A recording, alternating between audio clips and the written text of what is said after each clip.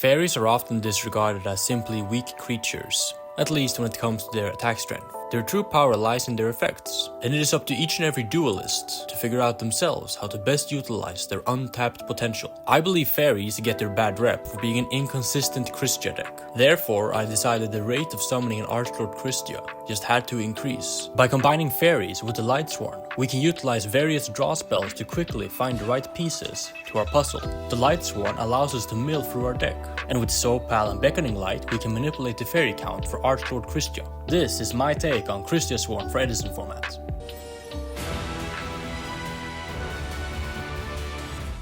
For the monsters, I play 2 copies of Judgment Dragon. I've tried Lightsworn Fairy without this card in the past, but the issue I came to realize was that you just didn't have enough boss monsters. With 3 copies of Krystya and 2 Judgment Dragon, you get a high enough chance to mill or draw a boss monster, so your Beckoning Light can add this back, without playing too many and just clogging on boss monsters. This often leads Lightsworn Fairy to play way too many Lightsworn names, so you clog on those instead. But I have found a workaround to that issue, which you will see in this profile. For the Lightsworn names, I play 2 copies of Celestia.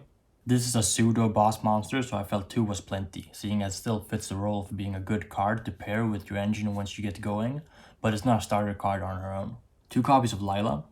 This deck is quite normal summon reliant, and summoning a Lila blind turn 1 is usually not very good, seeing as you can just get attacked over by Stratos, Shura, Sirocco, crashing with a Greffer.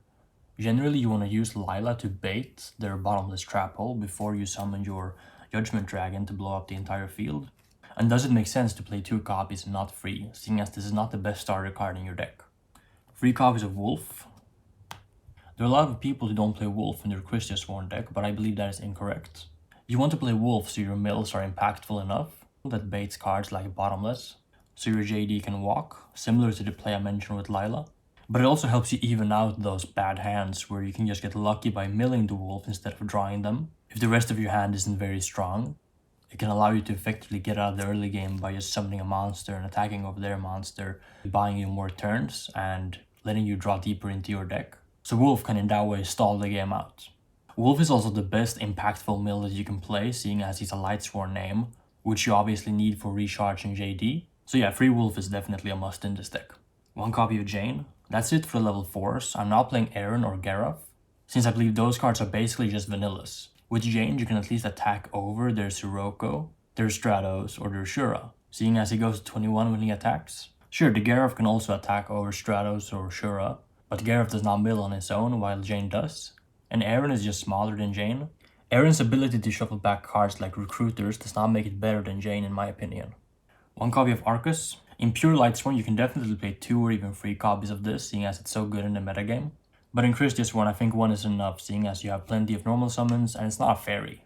And this deck rarely plays a slow game, so Arcus allowing you to play around cards like Dimensional Prison is not as vital. For the other level 3, I'm playing 1 copy of Lumina. Lumina is of course limited to 1, so I'm playing as many as I can in Edison Format.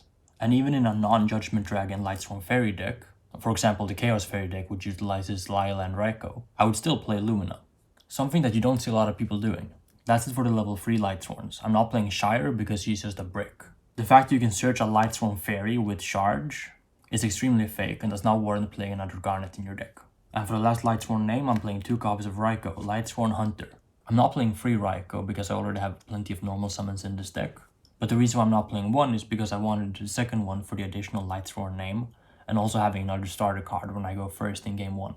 But this is usually a card you can take out 1 or maybe even 2 copies of when you play against decks with Deck Devastation Virus. For the fairy part of the deck, I'm playing 3 copies of Archlord Krystya. I'm a firm believer of playing 3 Krystya if you are playing Krystya at all, seeing as she already requires you to deck build in such a way where you can get to 4 fairies consistently enough to when you draw her you can actually summon her.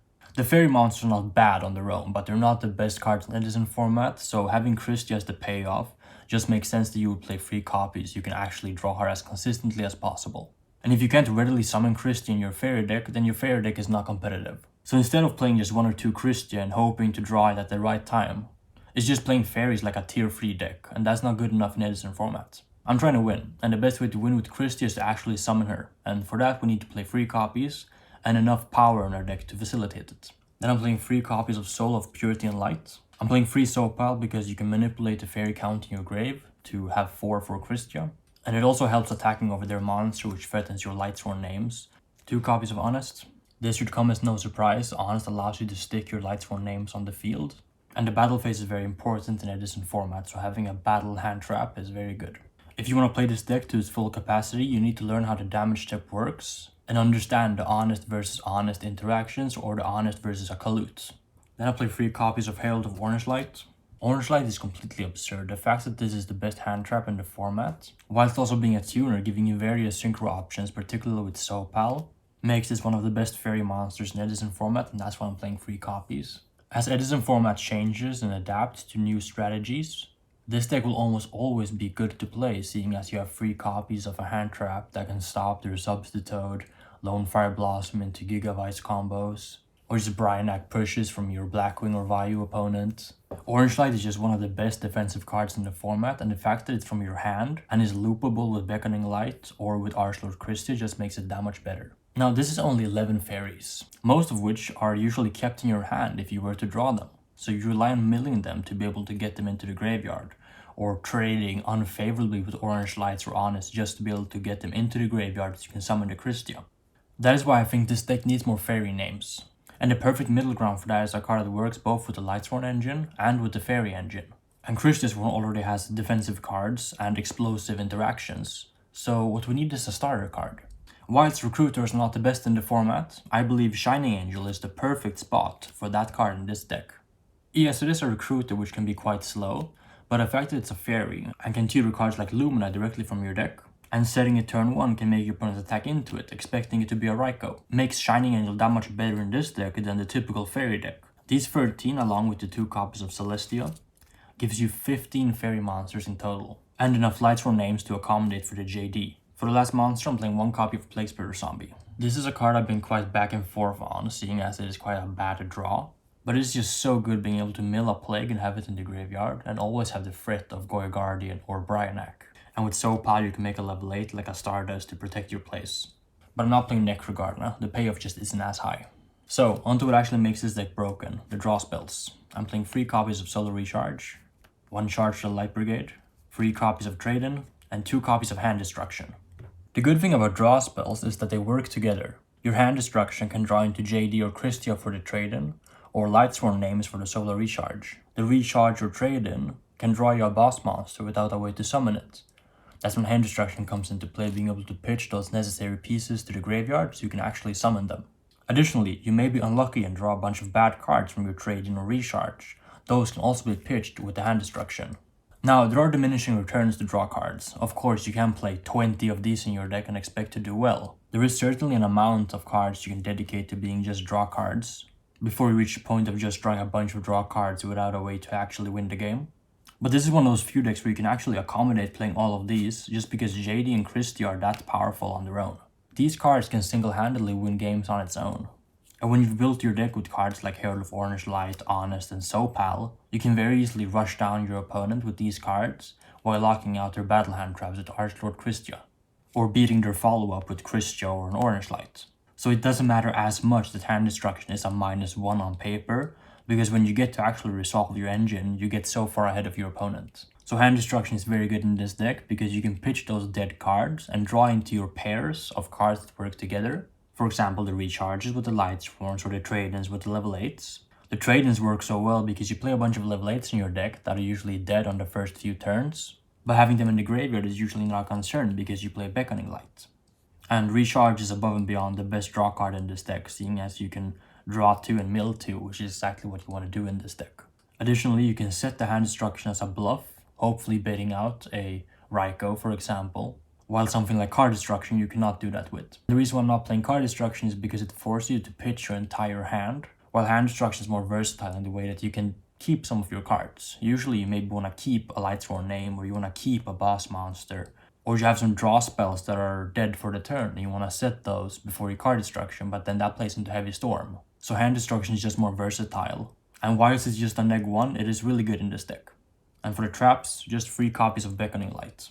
Similar to the Fishborg Frog deck, if you get to actually resolve your engine, you usually just win, So I don't want to main cards like Bottomless, Mirror Force, Torrential, or even Dust Shoot, because those aim to play a fair game. If I can just summon a Christy or a JD and back it up with Orange Light or Honest in my hand, I'm very rarely afraid of what my opponent is doing. For the extra deck, I'm playing 1 copy of Armory Arm, 1 copy of Magical Android, 1 copy of Cataster, 1 Brionac, 1 Tempest Magician. You can make this with a Lila, and there are some games where you're just shy of killing them, so being able to burn them for game with Tempest Magician is very good. 1 Goya Guardian, 1 Ancient Sacred Wyvern. There are some niche OTKs with this card when you use it to attack last, or you're just way up on life and you can summon this and it's 4,000 or 5,000 attack and you just attack into something and kill them. 1 copy of Black Rose Dragon, 1 Dark-End Dragon. It's quite hard to make in this deck since I'm not playing Brain Control or Mind Control, or any non-tuner darks in the main deck. But if you make a Tempest Magician with a Plague that you normally summoned, you can bring back the Plague and make a Dark End. Quite a niche interaction, but it could come up. 1 Light End Dragon. Light End Dragon is for when you want to attack over something, and you have a Soapile and a Tuner, for example attacking over a Judgment Dragon in the mirror match. 1 copy of Avenging Knight Parshaft. This is mainly here for the piercing damage effect, but you can also turn things to attack or defense to be able to attack over them. This is a good out to Spirit Reaper. 1 copy of Thought Ruler Archfiend, 1 Colossal Fighter, 1 Stardust Dragon, and 1 Mistworm. I'm not playing Card Trooper or Cyber Dragon, so it's very rare that I actually get to summon a Chimera tech. But you could include this in case your opponent would randomly leave a machine monster along with a Sidra on the field. For the side deck, 2 copies of Consecrated Light. While this card similar to Raikou does die to Deck Devastation Virus, it is a fairy with a good floodgate effect against Vayu and Blackwing. And of course pairs very nicely with Royal Decree. 2 copies of DD Crow. Crow is good against some of the more degenerate combo decks. This deck doesn't play a lot of defense, so having a good hand effect is very good. 1 Mystical Space Typhoon, 1 Heavy Storm, and 1 Cold Wave. I'm currently not main decking these, because a lot of people don't main deck Royal Oppression as of right now, and you already have Lila and Raikou to deal with that. And you can usually push through cards like Bottomless or Dimensional Prison, so there's not a must to main deck these.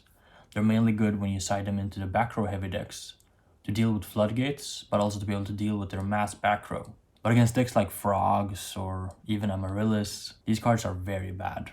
Then to beat the combo mirrors, I'm playing some trap cards. I have 1 copy of Trap Dust Shoot, 1 copy of Threatening Roar, and 1 copy of Torrential Tribute. I think T-Roar is better in this deck than Mirror Force, because I'm only siding this card against the degenerate combo decks that can OTK me. I'm not siding this card or Mirror Force against Blackwings, for example. And against those turbo decks like the Mirror Match or Fishborg Frogs, I prefer having a card that can just outright skip the entire battle phase so I can survive and win on the crackback.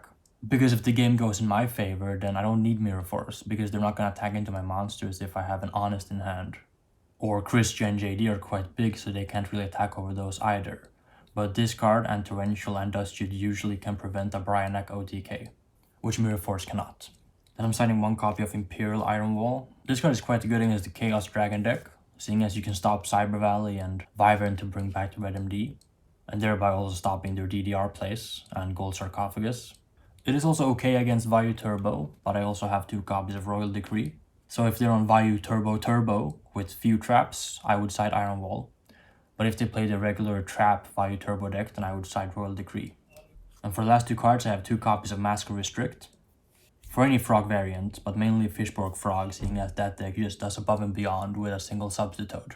If you enjoy my content, make sure to also subscribe to my second channel, linked in the description box down below. There I'll be posting more personalized and exclusive content.